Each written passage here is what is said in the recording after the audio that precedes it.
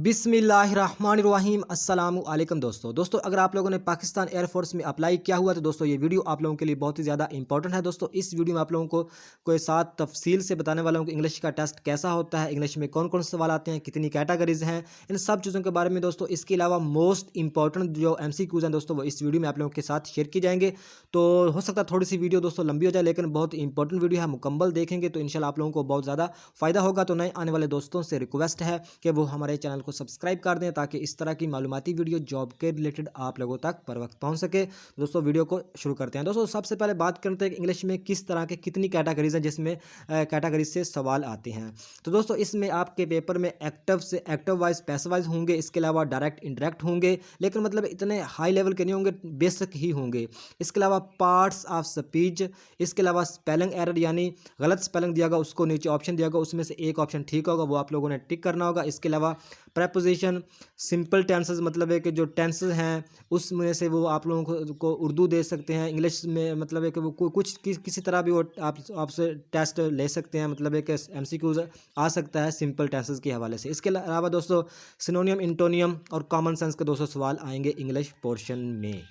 तो बात करते हैं दोस्तों सबसे पहले मतलब है कि हम पार्ट्स ऑफ स्पीच की बात करते हैं। तो दोस्तों इसमें मतलब है कि जो स्पीच है इसकी जो पार्ट्स हैं दोस्तों वो है 8 पार्ट हैं दोस्तों। इसमें noun, pronoun, verb, adjective, adverb, preposition, conjunction और इंटरजेक्शन। तो सबसे पहले आप लोगों को यह बताता चलूँ कि इन सब जितने भी 8 पार्ट हैं इसकी आप लोगों को मतलब है कि नॉलेज होना चाहिए 100%। तो आगे जाके इसको हम डिफ़ाइन करने की कोशिश करते हैं। तो इसमें आप लोगों को मतलब है कि जितने भी हैं इसमें 8 पार्ट हैं, इसमें दोस्तों आप लोगों को सभी की तारीफ़ यानी डेफिनेशन आनी चाहिए। उसके बाद इनकी एग्जाम्पल क्या होती है, किसी तरह भी वो सवाल पूछ सकते हैं, तो आप लोगों ने वहाँ पे कन्फ्यूज़ नहीं होना। तो आज तैयारी करके जाएं। तो सबसे पहले नाउन की बात करें दोस्तों, नाउन की जो डेफिनेशन है वो है ए पर्सन, प्लेस, थिंग और आइडिया। मतलब है कि जो पर्सन, जगह, चीज़ें, इसको हम नाउन बोलते हैं, जैसे कि कैट, फायरमैन, हाउस, पेंसिल वगैरह वगैरह। तो आप लोगों को आइडिया होगा नाउन का, तो बहुत आसान है। इसके बाद प्रोनाउन की बात करें तो प्रोनाउन वो होती है जो इन मतलब है कि जगह, पर्सन या चीज़ की जगह पे यूज़ होती है। जैसे कि इसकी जो एग्जांपल है ही, शी, इट, दे, यू। इसकी जो डेफिनेशन है वो इंग्लिश में है a word used in place of noun. मतलब है कि जो प्लेस ऑफ नाउन की जगह पे यूज़ होता है उसे क्या बोलते हैं, प्रोनाउन बोलते हैं। तो आप लोगों की दोनों इसकी डेफिनेशन भी आनी चाहिए, इसकी एग्जांपल का भी पता होना चाहिए। और प्रोनाउन मतलब है कि फिर ही इसमें कोई अगर सवाल आए तो आप इजीली हल कर सकेंगे। नेक्स्ट दोस्तों है वर्ब। और वर्ब की जो डेफिनेशन है वो है a word that tells what someone और something does an action word और वर्ड ऑफ बीइंग। मतलब है कि आप लोगों को डेफिनेशन आप लोगों ने याद करनी है। तो दोस्तों जो वर्ब की एग्जांपल है दोस्तों वो है सिट, लाफ, मतलब है कोई हंस रहा है, कोई बैठ रहा है, कोई चल रहा है, मतलब कोई ना कोई एक्शन कर रहा है, उससे क्या बोलते हैं, वर्ब बोलते हैं। नेक्स्ट दोस्तों है एडजेक्टिव। एडजेक्टिव की जो डेफिनेशन दोस्तों वो है a word use to modify describe a noun. मतलब जो नाउन को डिस्क्राइब करता है, मॉडिफाई करता है, उसे हम बोलते हैं एडजेक्टिव। इसकी एग्जांपल है हैप्पी, सैड, रेड, शॉर्ट, टाल, फाट। मतलब है कि किसी की जो खूबी, मतलब है कोई परेशान है, कोई खुश है, कोई लंबा है, मतलब है कि किसी की कोई मतलब है कि उसकी जो पोजीशन को जाहिर करता है उसे क्या बोलते हैं, एडजेक्टिव। उम्मीद है कि आप लोगों को समझ आ रही होगी। आगे बात करें दोस्तों एडवर्ब। एडवर्ब की जो डेफिनेशन है दोस्तों वो है can be added to a verb to modify its meaning, can also modify adjectives and other adverbs. आगे दोस्तों tell you when, where, how, in what manner or to what extent and action is performed, many end in but not always. मतलब है कि जो adverb है इसकी जो example की बात करें तो ये केयरफुली, इसके अलावा जो फास्ट मतलब है कि slowly, loudly, today, later, no, anywhere, happily. मतलब है कि जो एक लफ्ज़ है हैप्पी, उसके आगे ली एल वाई, मतलब है कि उसके आगे आगे एल वाई जोड़ दिया तो मतलब है कि वो समझ लो एडवर्ब बन गया। बस यही आप समझ लें तो आपका ये पोर्शन क्लियर हो जाएगा एडवर्ब का। एडवर्ब का जो भी होगा मतलब है कि स्लो है, अगर उसके एल वाई स्लोली बन गया तो वो एडवर्ब बन गया। बस इतनी ही आप लोग ज़हन में रख लें तो काफ़ी है। नेक्स्ट दोस्तों है प्रेपोजिशन। प्रेपोजिशन बहुत ही इंपॉर्टेंट है। प्रेपोजिशन के 3 से 4 सवाल लाजमी आने हैं, बल्कि इससे ज़्यादा हो सकते हैं, कम नहीं। तो प्रेपोजिशन आप लोगों ने लेकिन सिंपल मतलब है याद करके जानी है। प्रेपोजिशन का मतलब ये होता है कि आप मतलब है कि इसका आपको डेफिनेशन बताता हूँ फिर। A word placed before a noun or pronoun to show its location or direction. मतलब वो कह रहा है कि ए वर्ड प्लेस बिफोर पहले ए नाउन या प्रोनाउन, मतलब नाउन या प्रोनाउन से पहले मतलब कि होता है, तो इस ये क्या करता है, लोकेशन एंड डायरेक्शन मतलब को शो करता है बस। एग्जाम्पल इसकी to, with, against, by, at, for, across. इसकी जो एग्जाम्पल दोस्तों है he is on the table, मतलब है कि कोई भी चीज़ मतलब टेबल पे पड़ी है तो ऑन इस्तेमाल करेंगे। तो इस तरह मतलब आप लोगों को आइडिया होगा, तो ये खुद ही आप लोगों ने याद करनी चाहिए, यहीं से मतलब आप लोगों को आइडिया हो जाएगा। बाकी आप ग्रामर से इसे थोड़ा सा अच्छी तरह रिवाइज करना, लेकिन बेसिक याद करना, to, with, against, by, at, for, मतलब सेंस फॉर, इस तरह याद करके जाना आपने। नेक्स्ट दोस्तों है कंजक्शन। कंजक्शन की बात करें, इसकी जो डेफिनेशन है दोस्तों वो है a word use to connect other words, phrases and clauses. मतलब है कि जो कंजक्शन है दोस्तों वो है ए वर्ड यूज होता है टू कनेक्ट करता है, किसे कनेक्ट करता है, other words, phrases and causes.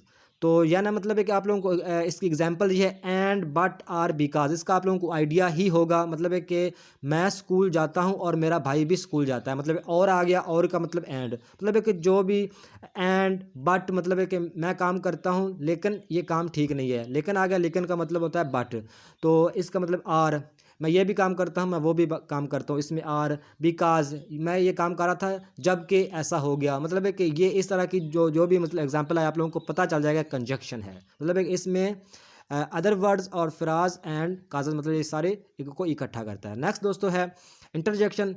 तो इंटरजेक्शन की जो डेफिनेशन दोस्तों वो है a word that expresses strong और सडन इमोशन। मतलब एक इमोशन को जो चीज़ जाहिर कर मतलब इमोशन को जाहिर करता है, सिंपल बात ये है। इसकी एग्जांपल है ओ डियर, माय गुडनेस, वो मतलब है कि हाय क्या हो गया, मतलब एक खुशी के लम्हों में भी हम ऐसे लफ्ज़ यूज़ करते हैं और गमी के। तो हेलो, दूसरा वेल, हुर्रे, मतलब एक वाओ, मतलब आप कितना अच्छे लग रहे हो। तो इस तरह के जितने भी लफ्ज़ हैं ये आप लोग एग्जांपल दी हुई है, ये पिक्चर भी दी हुई है, इससे आप लोगों ने देख लेने हैं। बाकी इसके अलावा आप ग्रामर से भी देख लेंगे। आप लोगों को पता बस सिर्फ ये पता चलना चाहिए कि इंटरेक्शन है क्या, इसकी तारीफ़ क्या है, मतलब है कि इमोशन को, सडन इमोशन को मतलब है कि एक ज़ाहिर करता है, बस इतना कि इसका है। बाकी इसकी एग्जाम्पल ये है। तो नेक्स्ट दोस्तों इस तरह के भी सवाल आते हैं, फिलिंग द ब्लैंक्स इंपॉर्टेंट। मतलब है कि ये जो सारे इंपॉर्टेंट हैं, मिसाल के तौर पर पहला है a man who can not speak a noun as DUMP। मतलब एक वो कर एक मैन होके नहीं कर सकता स्पीक, उसे क्या बोलते हैं दोस्तों, बोलते हैं डंप, DUMP। नेक्स्ट दोस्तों है a man who can not here and, जो मतलब नहीं सुन सकता, एक आदमी नहीं सुन सकता एक मैन, उसे बोलते हैं डीफ। जो कैन नॉट सी, मतलब है कि जो नहीं सी, ए man who can not C as नून, उसे क्या बोलते हैं, ब्लाइंड बोलते हैं।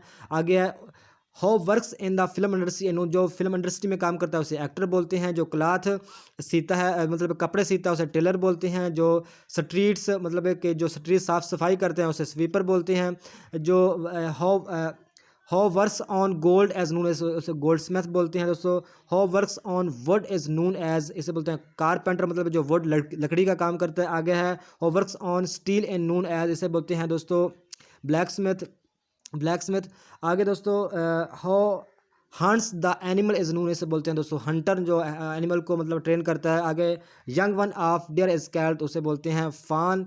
यंग वन ऑफ हॉर्सेस, मतलब है कि इसका मतलब यह है कि हॉर्स के बच्चे को क्या बोलते हैं, कोल्ट। इसके बाद कैट के बच्चे को क्या बोलते हैं दोस्तों, किटन। तो इस तरह ये सारी आप लोगों ने याद करनी है। अगर आप लोगों को मेरी समझ नहीं आई तो इसका स्क्रीनशॉट भी ले सकते हैं। नेक्स्ट दोस्तों है फिल इन द ब्लैंक्स। इस तरह मतलब एक यंग ऑफ फ्रॉग, मतलब एक फ्रॉग का जो बच्चा है उसे क्या बोलते हैं, टडपोल। आगे जो है डॉग का बच्चा उसे पप्पी बोलते हैं। हिन के बच्चे को बोलते हैं, हिन में ना मुर्गी होती है, मुर्गी के बच्चे को चिकन बोलते हैं। गॉड में ना बकरी किड बोलते हैं। शीप भेड़ होती है, भेड़ के मतलब लैंप बोलते हैं। लाइन के बच्चे को का बोलते हैं, CUB। आगे कौ के बच्चे को काल्फ बोलते हैं। डक के बच्चे को डैकिंग बोलते हैं, और मेन के बच्चे को बेबी बोलते हैं दोस्तों। इसके अलावा और भी हो सकते हैं, आप लोगों को आइडिया होना चाहिए। नेक्स्ट दोस्तों बात करें इसमें डायरेक्ट इनडायरेक्ट की, तो दोस्तों इसके जो मोस्ट इंपॉर्टेंट सवाल हैं वो आप लोगों के साथ शेयर करूंगा। तो आप लोगों को उम्मीद है कि आइडिया होता जा रहा होगा कि किस तरह के सवाल आते हैं PF के टेस्ट में। ये सभी से एक एक दो सवाल आएंगे, ये आप लोगों ने ज़हन में बिठा लेना है। बल्कि प्रेपोजिशन और पार्ट्स ऑफ स्पीच ये बहुत ज़्यादा इंपॉर्टेंट है।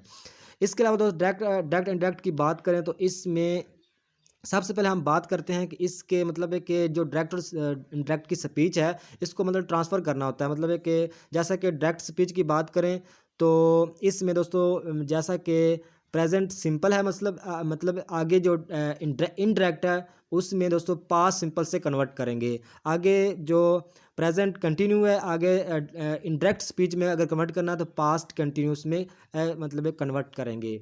तो ये जो डब्बा है ब्लू वाला ये है डायरेक्ट स्पीच का, आगे है इनडायरेक्ट। ये आपस में इसको मतलब है कि कन्वर्ट करना होता है। जैसा कि तीसरा है पास्ट सिंपल को पास्ट परफेक्ट के साथ करना होता है, कन्वर्ट करना होता है। आगे है प्रेजेंट परफेक्ट को पास्ट परफेक्ट साथ, विल फ्यूचर को वुड या बेयर इंडेफिनेट, आगे केन को कुड के साथ, हैव टू को हैड टू के साथ, इम्पेरेटिव को टू इंडेफिनेट के साथ। तो ये आप लोगों ने मतलब आपको सीखना पड़ेगा। यहाँ वीडियो से आपको इसका अंदाज़ा इतना खास नहीं होगा, लेकिन ये ग्रामर से अगर देखेंगे या आप लोगों को पहले आता है तो फिर कोई मसला नहीं है। आगे इसकी तो कुछ एग्जाम्पल हैं इंपॉर्टेंट, वो देखते हैं दोस्तों। डायरेक्ट स्पीच मतलब है कि डायरेक्ट स्पीच है ही सेज, आगे मतलब कॉमन लगाए हुए हैं आई एम इल, मतलब है कि ही सेज वो कह रहा है कि आई एम इल मैं बीमार हूँ, तो इसकी इनडायरेक्ट स्पीच क्या बनेगी, he says that he is ill, मतलब है कि इस तरह इसकी स्पीच बनती है। जैसा कि नेक्स्ट है डायरेक्ट स्पीच है शी सेज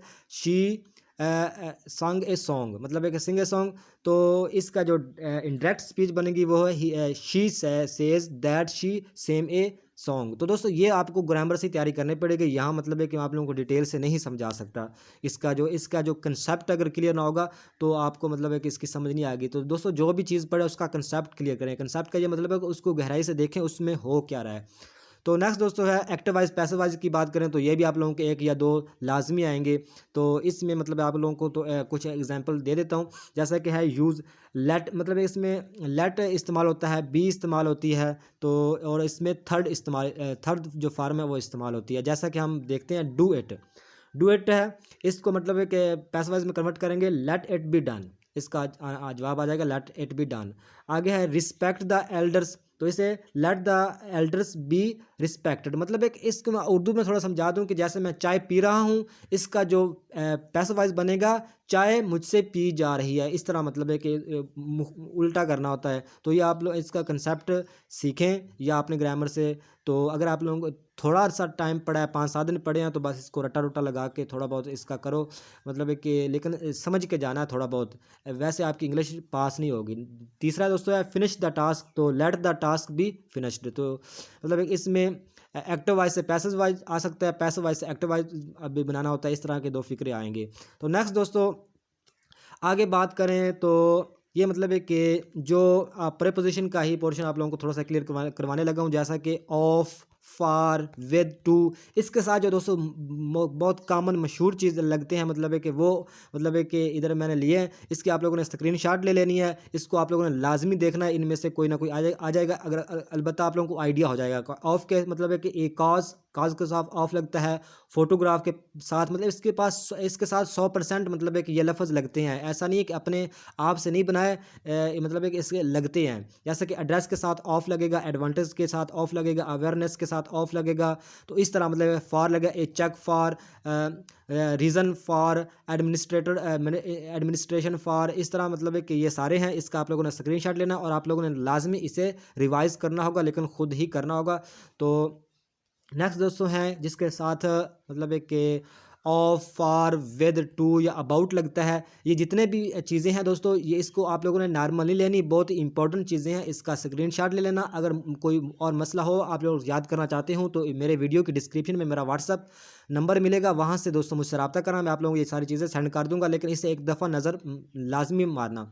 अगर नज़र मतलब है कि दौड़ा लोगे तो हो सकता है आप लोगों का फ़ायदा हो जाए, क्योंकि इसके अलावा हो सकता है आप लोगों की तैयारी है या नहीं। ये क्योंकि इंग्लिश का जो पोर्शन है, इंग्लिश या मैथ का, ये पहले ही थोड़ा बहुत आती हो तो फिर इसकी तैयारी बेहतर होती है। अगर 0% बंदा हो तो इसकी तैयारी नहीं होती। दोस्तों इसका भी अगर आप लोगों ने स्क्रीनशॉट ले लेना है। इसके बाद इसका भी आप लोगों ने स्क्रीनशॉट ले लेना है, जिसके साथ टू, फार, फ्राम, एट। ये दोस्तों एक जो वीडियो मैंने बनाई है, इसमें मतलब है कि आप लोगों को जो बोलते हैं ना शॉर्टकट, वो शॉर्टकट की तरह बनाया कि मतलब है कि हो सकता है इस 3 तैयारी से आप लोगों का टेस्ट पास हो जाए और आप लोगों को नॉलेज हो जाए कि इसमें मतलब है किस तरह की सवाल आते हैं या जो मोस्ट इंपॉर्टेंट सवाल है वो है। इसका भी आप लोगों ने स्क्रीनशॉट ले लिया होगा। नेक्स्ट दोस्तों ये है स्पेलिंग एरर। स्पेलिंग एरर मतलब है कि जितने भी इंपॉर्टेंट हैं सारे मैंने इस वीडियो में लिए हैं, तो इसका भी आप लोगों ने स्क्रीनशॉट लेना होगा, या मुझसे कमेंट बॉक्स में बोलें तो मैं आप लोगों को नंबर सेंड कर दूंगा, या मेरे चैनल के डिस्क्रिप्शन में नंबर मिलेगा, वहाँ से दोस्तों मुझसे रब्ता करके या आप लोगों को मैं चीज़ें सेंड कर दूंगा, या आप खुद मतलब आप लोगों के पास इस तरह कोई है तो आप वहाँ से याद कर लीजिएगा। तो ये सारे इंपॉर्टेंट स्पेलिंग एरर हैं, इनमें से कोई भी मतलब है कि बल्कि ज़्यादा ही इनमें से जो जितने भी आएंगे इनमें से ही आएंगे। तो इसका मतलब है कि आप लोगों ने स्क्रीनशॉट लेना होगा। तो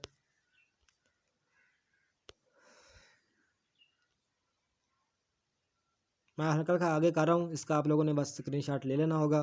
तो खुद इस एक दफ़ा लाजमी पढ़ना है, हर सूरत आप लोगों ने इसको पढ़ना होगा, ये बहुत ज़्यादा इंपॉर्टेंट है और बहुत ज़्यादा मेहनत से मतलब है कि ये इकट्ठे किए हैं।